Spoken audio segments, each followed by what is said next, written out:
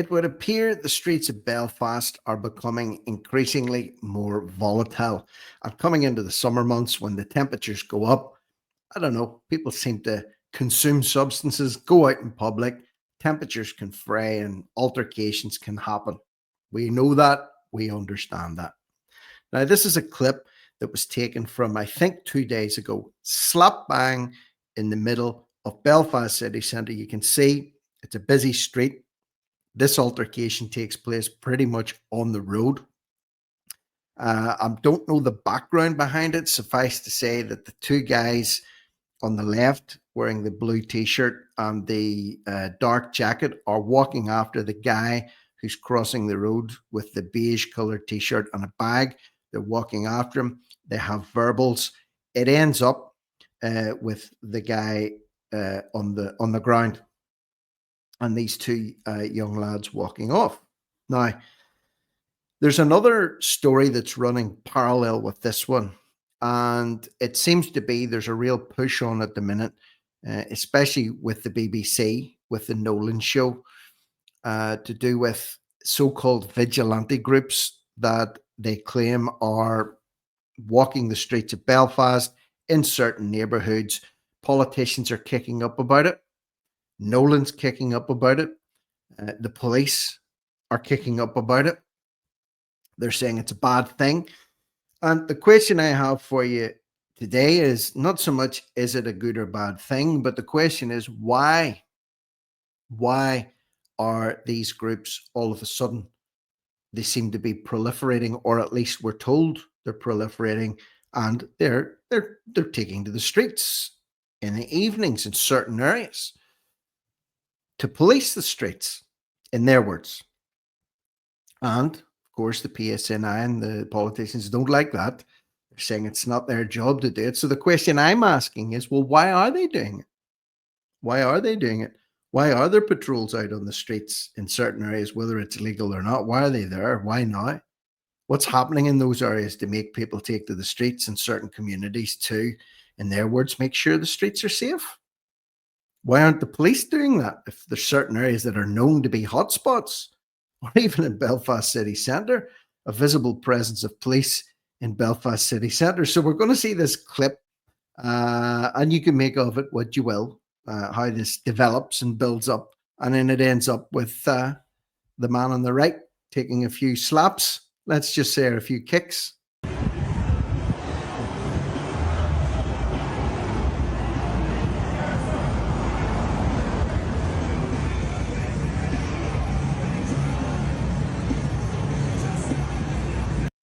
So again, I don't know the background of this, but what I do know is whatever has happened, the man is walking away. These two are following him down the street. They're crossing over the road.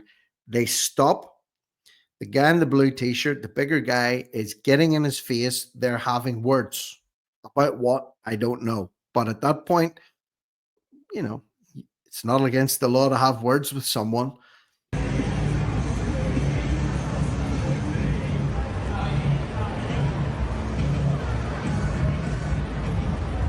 That's what's called invading someone's personal space. And let me give you a tip, anyone out there, when someone gets in your face like that, anyone gets in your face like that, it usually ends up in trouble. Okay, so let that be a signal that of what is to come.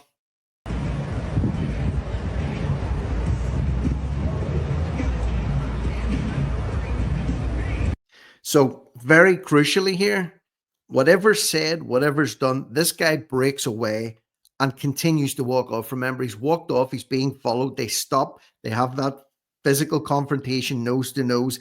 Then this guy breaks off and continues to walk away.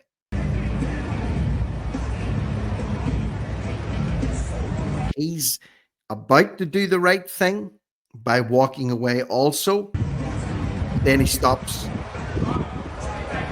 and verbals are exchanged. Verbals are exchanged. So much trouble in the world, people could be avoided by keeping our mouths shut. By keeping our mouths shut. But anyway, who am I to talk?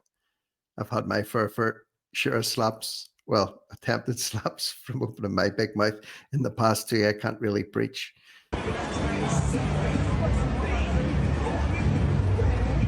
So again, he's walking away.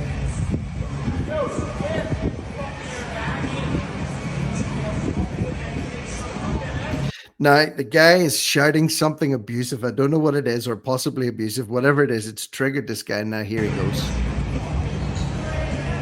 His mate's trying to hold him back.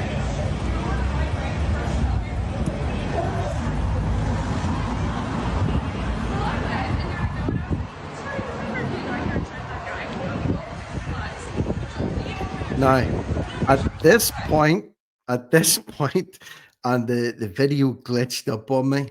At this point, I'll tell you what happened and I'll show you. Okay. And it all happens in a flash. You're not missing anything.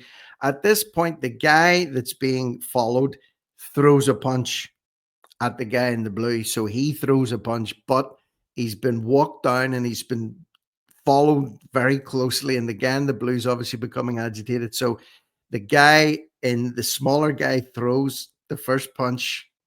The guy in blue retaliates, and he's probably trained, or at least he trains in combat sports, I would imagine, judging by some of the moves that he's pulling. The guy with the cigarette still in his mouth doesn't really hold much of a chance. He may even have had a few beverages before said altercation. I don't know. I'm just saying. He follows it up, as you can see, with a kick to the midsection, and then lights out. He manages to drop him, but the guy does get up.